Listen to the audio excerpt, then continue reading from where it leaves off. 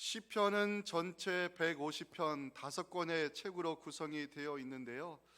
이 마지막 책인 제5권에는 이 가장 많은 44편의 시가 수록이 되어 있습니다. 시편 전체에는 감사 예배를 드릴 때 낭독하는 시가 29편이 있는데 그 중에 18편이 마지막 책인 제5권에 실려 있습니다. 시편의 마지막 책인 5권의 주제는 하나님을 향한 감사임을 알 수가 있습니다. 오늘 살펴볼 시편 107편은 제5권의 문을 여는 시로서 여호와께 감사라는 말씀으로 시작을 하고 있습니다. 시편 107편은 시편 전체 시 중에 이 제목이 없는, 표제가 없는 34편의 시 가운데 하나인데 작자가 누구인지 그 배경을 알 수 없습니다. 한 가지 알 수 있는 것은 시편 107편은 바빌론의 포로로 잡혀갔다가 돌아온 유다 자손들이 예루살렘 성전을 재건한 이후에 작성한 시라는 것을 알 수 있습니다. 2절과 3절이 그 증거인데요. 여호와의 속량을 받은 자들은 이같이 말할지어다. 여호와께서 대적의 손에서 그들을 속량하사 동서남북 각 지방에서부터 모으셨도다. 여호와의 속량을 받은 자들이 누굴까요? 하나님께서 대적의 손에서 건져주신 자들이요, 하나님께서 예루살렘으로 모으신 자들이라고 해석할 수 있습니다. 구약의 선지자를 읽어보면 하나님이 참 많은 선지자를 보냈다는 것을 알 수가 있습니다. 회개하고 하나님께로 돌아오라 선지자들이 외쳤지만 유다 백성들 완악한 마음으로 말씀 듣기를 싫어했고 하나님께 돌아가기를 거절했습니다. 그 결과 남유다 바빌론의 3번에 걸친 침략으로 무너지게 됐고요, 이방 땅의 포로로 끌려가야 했습니다. 하지만 하나님은 유다 백성들을 잊지 않으셨고 그들과 맺은 언약의 말씀을 기억하고 계셨습니다. 때가 되었을 때 하나님은 바사로 하여금 바빌론 제국을 정복하게 하셨고 바사왕 고레스의 마음에 감동을 주사 유다 자손들이 예루살렘으로 돌아가 성전을 건축할 수 있는 길을 열어주셨습니다. 그 장면이 에스라 1장 1절부터 3절에 있는데 제가 읽어 내려가겠습니다. 바사왕 고레스 원년에 여호와께서 예레미야의 입을 통하여 하신 말씀을 이루게 하시려고 바사왕 고레스의 마음을 감동시키심에 그가 온 나라에 공포도 하고 조소도 내려 이르되 바사왕 고레스는 말하노니 하늘의 하나님 여호와께서 세상 모든 나라를 내게 주셨고 나에게 명령하사 유다 예루살렘의 성전을 건축하라 하셨나니 이스라엘 하나님은 참신이시라. 너희 중에 그의 백성 된 자는 다 유다 예루살렘으로 올라가서 이스라엘 하나님 여호와의 성전을 건축하라. 그는 예루살렘에 계신 하나님이시라. 시편 107편은 바로 하나님의 속량을 입은 자들, 대적의 손에서 모으신 자들이 예루살렘에 돌아와 성전을 건축하고 하나님께 감사와 찬양을 올려드린 시입니다. 바빌론에 돌아온 자들이 하나님을 경배했을 때 무엇을 감사했을까? 건져주신 하나님께 감사를 드렸습니다. 건져주신 하나님. 우리 4절부터 6절 말씀을 한번 보실까요? 같이 한번 읽어봤으면 좋겠습니다. 시작. 그들이 광야 사막길에서 방황하며 거주할 성읍을 찾지 못하고 줄이고 목이 말라 그들의 영혼이 그들 안에서 피곤하였도다. 이에 그들이 근심 중에 여호와께 부르짖음에 그들의 고통에서 건져주신 하나님을 고백하고 있습니다. 광야길에서 방황하며 거주할 성읍을 찾지 못하고 목이 말라 배고파 몸이 쇠약해 갈 때 그들의 부르짖음에 응답해 주신 하나님께서 그 어려움의 현장에서 우리를 건져주셨다고 유다 자손들은 고백합니다. 또한 시편 기자는 하나님께서 우리를 바른 길로 인도하사 약속하신 땅으로 이르게 하셨음을 7절에서 증거하고 있습니다. 또 바른 길로 인도하사 거주할 성읍에 이르게 하셨도다. 하나님이 이스라엘 민족을 인도하지 않으셨다면 그들은 아마 광야에서 살아남을 수 없었을 것이고 약속의 땅은 사라졌을 것입니다. 출애굽의 역사, 광야에서의 인도하심, 가나안 정복 모든 것이 하나님이 하신 것임을 고백하며 유다 자손들은 지금 하나님 앞에 나와 감사의 고백을 드리고 있습니다. 자, 이스라엘 역사를 한번 돌아볼까요? 이스라엘 역사를 보면 이스라엘 백성들이 언제부터 하나님과 멀어지기 시작했느냐? 사사시대를 들어오면서부터 멀어졌습니다. 하나님 대신 사람을 왕으로 세우고자 했고 급기야 솔로몬 이후에 남과 북으로 분열되면서 우상의 늪에 빠지기 시작합니다. 하나님은 제자리로 돌이키기 위해 선지자를 보내 회개 메시지를 전하게 하셨지만, 돌아올 수 있는 기회를 주셨지만 이스라엘 사람들 하나님께 돌아가기를 싫어했습니다. 결국 하나님은 북이스라엘을 아수르에, 남유다를 바벨론에 무너지게 하시면서 70년이라는 징계의 시간을 거쳐서 이스라엘을 새롭게 빚으셔야 했습니다. 때가 되어 포로 귀환 자들을 통해 성전과 성벽이 재건되었을 때 유다 자손들 언약의 말씀을 성취해 주신 하나님께 감사드리지 않을 수 없었고, 이스라엘이라는 이름이 역사에 남을 수 있었던 이것이 바로 기적임을 그들을 고백하며 하나님께 감사의 찬양을 올려드립니다. 그것이 1절입니다. 함께 읽겠습니다. 우리 8절 9절 8절 9절 함께 읽겠습니다. 시작. 여호와의 인자하심과 인생에 가신 기적으로 말미암아 그를 찬송할지로다. 그가 사모하는 영혼에게 만족을 주시며 줄인 영혼에게 좋은 것으로 채워주심이로다. 아멘. 오늘은 여호와께 감사하라, 이 제목 가지고 우리 11월 감사의 달이라고 말하죠. 이 귀한 메시지 함께 나누기 원합니다. 첫째, 하나님의 사람으로 불러주심에 감사해야 한다고 시편 기자는 첫 번째 메시지를 전하는데요. 1절 한번 보실까요? 여호와께 감사하라, 그는 선하시며 그 인자하심이 영원함이로다. 자, 하나님께 감사를 드리는 이유, 첫 번째로 시편 기자가 말하는 것은 하나님의 인자하심의 감사로 말합니다. 이 인자하심이 뭐냐? 바로 히브리어로 헤세드입니다. 헤세드는 다양한 뜻을 가지고 있는데요, 호의, 친절, 자비 등 굉장히 좋은 의미를 담고 있는데, 우리나라 말로 이 헤세드의 의미를 번역할 수 있는 단어는 없습니다.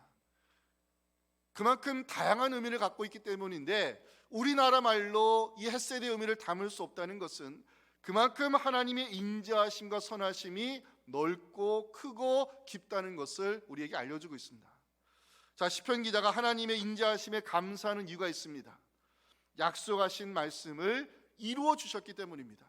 그러면 하나님이 유다 자손들에게 약속하신 말씀이 뭘까? 자, 선지자 예레미야를 통해 선포하신 말씀인데, 자, 예레미야 25장 11절부터 제가 읽어 내려가겠습니다. 이 모든 땅이 폐허가 되어 놀랄 일이 될 것이며 이 민족들은 70년 동안 바벨론의 왕을 섬길 것이다. 여호와의 말씀이니라. 70년이 끝나면 내가 이 바벨론의 왕과 그의 나라와 갈대아인의 땅을 그 죄악으로 말미암아 벌하여 영원히 폐허가 되게 하므로, 하나님께서 약속하신 때가 되면 유다 자손들이 예루살렘으로 돌아올 것을 약속하셨어요.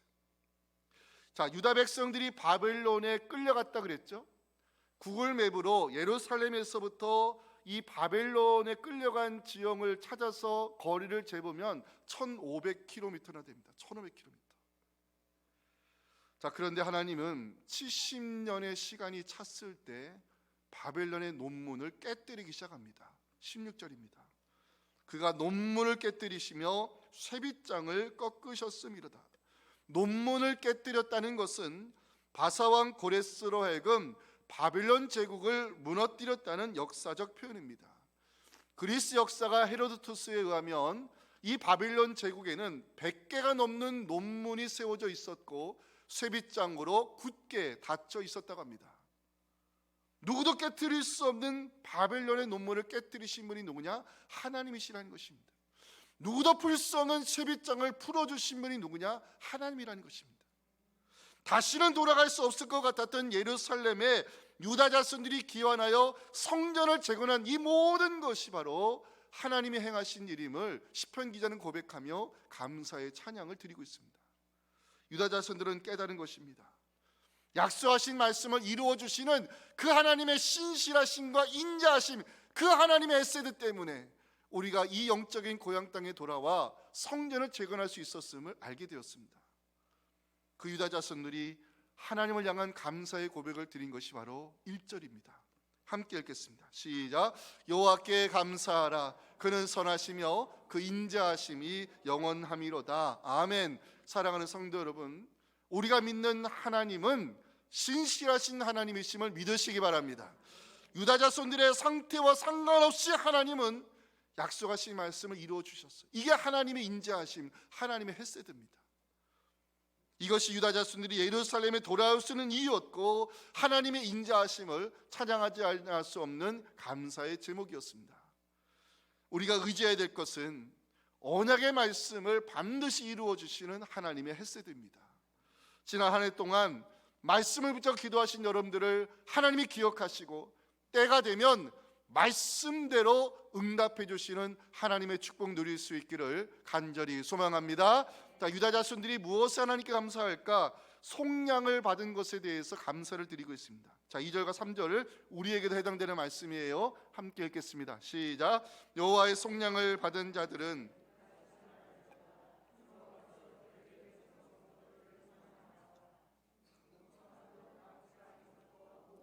속량하다는 단어가 두 번이나 나오죠. 유다 자손이 하나님께 감사한 두 번째 이유가 뭐라고요? 우리를 속량하셨기 때문이라고 고백합니다. 이 속량하는 단어가 무슨 의미냐?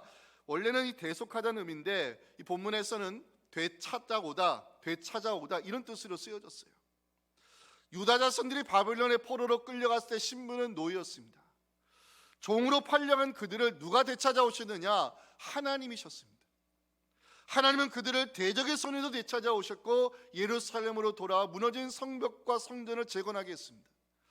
3절 마지막에 모으셨다는 기록이 있죠. 여기에 중요한 메시지가 있어요. 자, 모으셨다. 각 지방에서 모으셨다. 동서남북에서 모으셨다. 이게 무슨 의미일까요? 이스라엘 백성들이 흩어졌다는 것입니다. 북이스라엘 사람들은 아수르의 포로로 잡혀가 흩어졌고 남유다 사람들은 1500km 떨어진 바빌론 땅에 포로로 잡혀가 흩어졌어요. 그 흩어진 자들을 모으셨다는 것은 이스라엘 백성들 어느 곳에 흩어져 있더라도 하나님은 그들을 기억하고 있었다는 것을 의미합니다. 유다가 바벨론에 망하고 1500km 떨어진 이방 땅에 끌려갔을 때 역사는 이스라엘이라면 잊었어요. 하지만 하나님은 택하신 백성을 잊지 않으셨고 그들과 맺은 약속을 기억하셨어요. 이것이 유다 자손들이 시온으로 돌아와 하나님을 찬양하지 아니할 수 없는 이유였습니다. 하나님께서 우리를 속량해 주셨기 때문에, 하나님 우리를 대적의 손에서 되찾아오셨기 때문에, 우리를 이 시온산으로 다시 모아주셨기 때문에 우리가 성전을 건축하고 예배 공동체로 설 수 있었던 것, 하나님의 은혜임을 고백하며 찬양을 드리고 있습니다. 생각해보면 우리가 바로 하나님의 속량을 입은 성도들입니다. 속량이라는 단어는 되찾아오다는 뜻도 있지만 값을 대신 치러주다, 대속이라는 뜻도 담겨 있습니다. 하나님께서 자각 없는 우리를 속량하시기 위해, 우리의 죄를 대속하기 위해 하나뿐인 예수님을 십자가의 제물로 내놓으셨습니다. 하나님께서 우리를 구원하시기 위해 정작 아들은 저주받은 자의 모습으로 십자가에 죽게 하셨지만 우리에게는 생명의 길을 열어주셨습니다. 생각해보면 우리가 하나님의 자녀로 부름받았다는 자체가 평생의 감사입니다. 사랑하는 우리 가족 여러분, 무엇을 주심에 감사하기보다는 나를 하나님의 자녀로 불러주심에 감사하시기 바랍니다. 2절 여호와의 속량을 받은 자들 묵상하실까요? 3절 모으셨도다 이 단어를 묵상해 보실까요? 하나님이 우리의 죄를 예수의 피로 속량해 주지 않으셨다면, 하나님이 우리를 사탄 마귀의 손에서 되찾아오지 않으셨다면, 우리를 구원의 울타리 안으로 모아주지 않았다면 지금 우리는 어떤 존재로 살아가고 있을까요? 생각해보면 우리가 하나님의 사람으로 존재하고 있다는 자체가 기적인 것입니다. 우리의 죄를 십자가의 보혈로 대속하시고 구원받은 하나님의 자녀로 불러주신 은혜에 감사하며 하나님을 평생토록, 아니 영원토록 찬양하는 우리의 복된 믿음 될 수 있기를 주님의 이름으로 축원합니다. 자, 두 번째 메시지입니다. 하나님께서 하신 일에 대하여 감사해야 된다고 시편 기자는 두 번째 메시지를 전하는데요. 시편 기자는 4절과 5절에서 힘들었던 광야에서의 체험을 이렇게 증언합니다. 그들이 광야 사막길에서 방황하며 거주할 성읍을 찾지 못하고 줄이고 목이 말라 그들의 영혼이 그들 안에서 피곤하였다. 저도 유대 광야를 가봤지만 광야는요 아무것도 없는 곳입니다. 어디로 가야 될지 알 수 없는 곳입니다. 거주할 성읍이 없고 줄이고 목이 마르는 현장이 광야입니다. 5절 마지막에 피곤하였다는 단어가 나오죠. 원어적으로 쇠약해지다는 뜻입니다.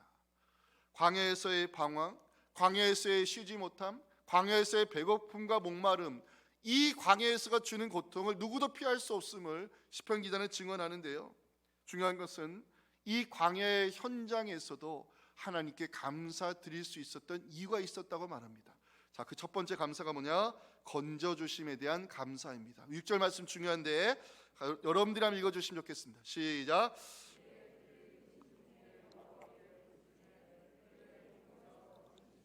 자, 펜 갖고 계신 분들 기왕에 밑줄 그어주세요. 부르짖음에 건지시고 밑줄 그어주세요. 제가 이 부르짖다는 단어를 묵상해 보았습니다.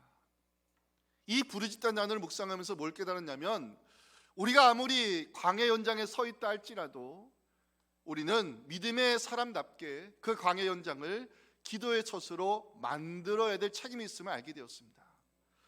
여러분 혹시 길을 찾고 계십니까? 인생의 목마름이 있습니까? 육신의 쇠약함이 있습니까? 그때가 부르짖어야 될 때입니다. 왜 우리는 부르짖어야 되느냐? 6절 마지막 보세요. 부르짖는 자를 하나님이 건져주시기 때문입니다.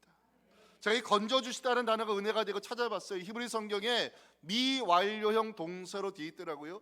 미완료형 동사라는 것은 이례적 사건으로 끝나는 것이 아니라 지속적으로 일어나는 행동을 가리킬 때 히브리어는 미완료형 동사를 씁니다. 광야 현장에서 부르짖었더니 그 하나님의 지속적인 건지심의 은혜가 있었음을 시편 기자는 여기서 고백하는 것입니다. 이것이 우리가 부르짖어야 될 이유인 것입니다. 인생을 살다 보면 문제는 여러 종류로 다가옵니다. 곤고함, 목마름, 부족함, 쇠약함. 인생의 문제는 여러 종류로 다가오지만 인생의 답은 하나입니다. 부르짖음의 답이 있음을 믿으시기 바랍니다. 사랑하는 성도 여러분, 혹시 광야 현장에 계십니까? 연약함을 안고 계십니까? 그때가 하나님을 향하여 부르짖어야 될 때인 것입니다. 부르짖는 자를 돌아보시고 하나님께서 지속적으로 베푸시는 구원의 역사가 우리 가운데 일어나기를 간절히 소망합니다. 여러분 6절 말씀을 다시 봐주세요. 6절 자세히 보시면 그들이 언제 부르짖었다 나옵니까? 근심 중에 부르짖었다 나옵니다. 근심이 뭐예요? 마음에 있는 무거운 짐 아니겠습니까? 생각해 보세요. 이 마음의 무거운 짐을 그대로 안고 살아가는 근심자와 이 무거운 근심의 짐을 하나님께 기도하며 맡기는 기도자, 하나님 누구의 짐을 들어주실까요?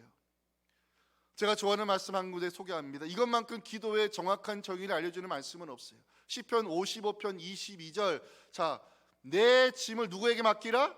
여호와께 맡기라. 그럼 기도가 뭘까요? 우리 인생의 짐을, 마음의 짐을 하나님께 맡기는 믿음의 행위가 기도인 것입니다.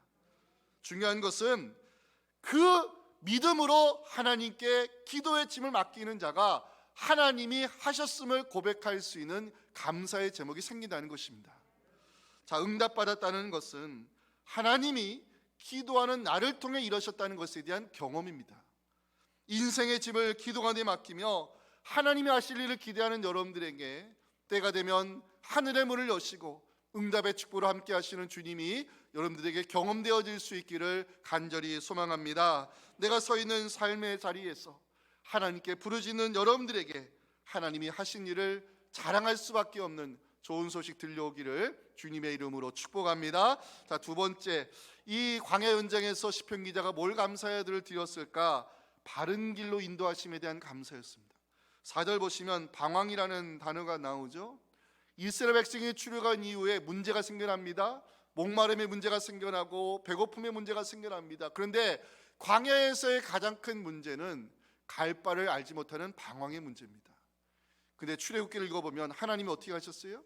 갈 바를 알지 못하는 이스라엘 민족을 구름 기둥과 불 기둥으로 앞서 인도하셨어요. 하나님의 인도하심이 없었다면 아마 이스라엘은 광야에서 사라졌을 거예요. 하나님의 인도하심이 있었으니까 이들이 프라미스랜드 약속의 땅에 도착하여 여리고를 무너뜨리고 가나안 정복 역사를 이룬 거 아닙니까? 여러분 혹시 제주도 가셔서 미로공원에 가보신 적 있어요? 미로공원? 그거 생각 없이 들어가시면 한참 고생하다 나옵니다. 젊은 친구들요, 미로공원 들어가면 어떻게 하는지 아세요? 친구 한 명을 전망대에 올려보내요. 그 전망대에 올라간 친구가 그 안에 갇힌 친구들에게 왼쪽 오른쪽 지휘하면서 빠져나오게 만듭니다. 인생 살다 보면 길이 막힐 때가 있고 어디로 가야 될지 모를 때가 있습니다. 그때가 바로 하늘 전망대에 계신 하나님을 바라봐야 될 때입니다. 미로 속에는 우리는 답을 알지 못하지만 언제나 관심 있게 우리를 지켜보시는 하늘 전망대에 계신 하나님은 답을 알고 계심을 믿으시기 바랍니다. 하나님을 바라보는 자에게 인생의 방황이 멈추는 이유가 여기 있습니다. 세 번째 광야에서 시편 기자는 뭘 감사를 드렸느냐? 기적을 감사했어요. 기적. 자, 8절 말씀 같이 한번 읽겠습니다. 시작. 여호와의 인자하심과 인생에 행하신 기적으로 말미암아 그를 찬송할지로다. 자, 기적이라는 단어를 제가 찾아봤어요. 국어사전에 이게 어떻게 정의가 되어 있냐면 상식적으로 일어날 수 없는 기이한 일. 자, 이렇게 정의가 되어 있어요. 자, 그럼 상식적으로 생각하겠습니다. 이스라엘 민족이 출애굽할 때 장정만 60만이라고 했어요. 60만. 장정 20세 이상 된 남자들이죠. 그럼 여기에 잡족도 같이 나왔어요. 그럼 여기에 제외된 여자분들, 어린아이들, 노인분들 합치면 성사학자들은 대략 200만 정도였을 것이라고 추정을 해요. 제가 알기로는 고창군 인구가 5만 정도 되는 걸 알고 있는데, 자, 200만이면 적은 숫자가 아닙니다. 거대한 공동체입니다. 자, 이 거대한 200만의 공동체가 광야를 행진한다? 그러면 200만의 공동체가 마실 물의 양이 얼마나 될까요? 그걸 어디서 공급할까요? 200만의 배고픔을 어디서 해결할 수 있을까요? 생각해보면 이스라엘 공동체가 광야에서 살아가는 하루하루가 바로 기적의 연속이었던 것입니다. 하나님은 이스라엘의 목마름을 반석에서 해결해 주시고 저들의 배고픔을 만나로 채워주셨어요. 갈 바를 알지 못하는 이들을 하나님께서 구름기로 인도하실 때 그 구름기둥 때문에 광야의 뜨거움을 해결할 수 있었고, 밤의 불기둥 때문에 한밤에 그 차가운 공기로부터 이스라엘 보호를 받았던 것입니다. 광야 현장은 그야말로 하나님의 기적을 체험하는 은혜의 장소였던 것입니다. 이제 올 한 해도 벌써 2달도 남지 않았습니다. 돌아보면 우리는 한 것이 없는데 하나님이 우리를 여기까지 인도해 주셨습니다. 우리가 살아가는 하루하루가 하나님 베푸신 기적의 연속임을 믿으시기 바랍니다. 기적은 다른 것이 아닙니다. 하나님께서 베푸신 은혜의 흔적, 이것이 기적입니다. 마지막 네 번째 광야 현장에서 시편 기자는 뭘 감사를 드리느냐? 채워주심에 대한 감사입니다. 채워주심. 자, 9절 오늘 설교의 결론인데 같이 한번 읽겠습니다. 시작. 그가 사모하는 영혼에게 만족을 주시며 줄인 영혼에게 좋은 것으로 채워주심이로다. 사모하는 영혼에게 만족을 주시고 줄인 심령에 은혜로 채워주신 분이 하나님이었다고 고백합니다. 여기서 중요한 것이 뭡니까? 만족과 채워주심입니다. 누가 우리의 영혼을 만족시킬 수 있을까요? 누가 우리의 심령의 은혜를 채워줄 수 있을까요? 하나님밖에 없습니다. 여러분, 세상의 돈을 아무리 끌어모아도 우리의 영혼이 만족할 수 있을까요? 세상에 좋은 것 가져보아도 우리의 심령이 은혜로 채워질 수 있을까요? 여러분에게 묻겠습니다. 지난 한 해 동안 여러분들은 어떤 힘으로 살아오셨습니까? 정답입니다. 하나님이 우리의 심령에 은혜를 채워주시고 우리 영혼에 만족한 것으로 채워주셨기 때문에 그 영적인 힘으로 우리가 살아온 줄로 믿습니다. 그런 의미에서 예배와 기도의 자리를 힘써 지키는 것이 얼마나 소중한지 모릅니다. 우리의 심령이 상했을 때 그 상한 심령 가지고 기도의 자리에 나아가면 하나님 우리에게 마음의 위로를 주십니다. 힘든 몸과 마음을 가지고 예배의 자리에 나오면 한 주를 살아갈 수 있는 힘을 주십니다. 이제 설교를 마무리하고자 합니다. 우리 1절 다시 보십니다. 시편 107편은요 여호와께 감사하라 명령형으로 되어 있습니다. 명령형. 감사는 기분 좋을 때 하는 옵션형 선택이 아니라 명령입니다. 어떻게 우리가 하나님께 감사를 드릴 수 있을까? 감사란 단어를 찾아봤습니다. 한자로, 한자. 머릿속에 감사를 한번 써보세요. 머릿속에 달함, 마음심, 말씀언, 솔사로 구성이 되어 있어요. 감사가 한자로 풀어보면요 마음을 다해 말에 화살을 쏟아, 이런 뜻이에요. 마음을 다해 말에 화살을 쏟아. 감사는 마음에 담는 것이 아니라 표현될 때, 고백될 때 감사가 되는 것입니다. 하나님의 사람으로 불러주심에 감사하시기 바랍니다. 나를 통해 가신 하나님의 일에 대하여 감사하시기 바랍니다. 우리의 부르짖음에 응답하시는 하나님께 감사하시기 바랍니다. 우리의 영혼에 만족을 주시고 우리 주인 심령에 언제나 말씀의 은혜로 채워주시는 하나님께 감사를 드리며 하나님을 영원토록 찬양하는 예배자의 삶을 살아가는 우리 모두가 될 수 있기를 주님의 이름으로 축원합니다. 하나님 감사합니다. 11월 감사의 달이라고 말합니다. 이 11월 무엇을 우리가 받기보다, 무엇을 손에 쥐기보다 나를 하나님의 사람으로 불러주시고 나의 길을 바른 길로 인도해 주시며 내 심령에 언제나 만족한 은혜로 채워주신 하나님께 감사를 드리며 예배자로 살아가는 우리 모두 되게 하여 주시옵소서. 예수님의 이름으로 기도하옵나이다. 아멘. 지금도 살아계셔서 우리의 이름을 불러가시며 기도로우시는 예수님의 은혜와 하나님 아버지의 말로 수 없는 사랑과 우리의 주린 심령에 언제나 말씀의 은혜로 채워주시는 성령의 인도하심이 오늘 주신 귀한 말씀이 바로 내게 들려주신 복음임을 깨닫고 우리의 발걸음을 여기까지 인도해 주신 하나님께 감사를 드리며 다음 주 추수감사주일 하나님께 영광의 예배 올려드리기 원하는 사랑하는 우리 성도들의 가정과 자녀들의 신앙과 우리 사랑하는 교회 위에, 그리고 이번 주 목요일 날 수능 시험 치르는 주의 자녀들 위해 지금부터 영원토록 함께 하시기를 간절히 축원하옵나이다. 아멘.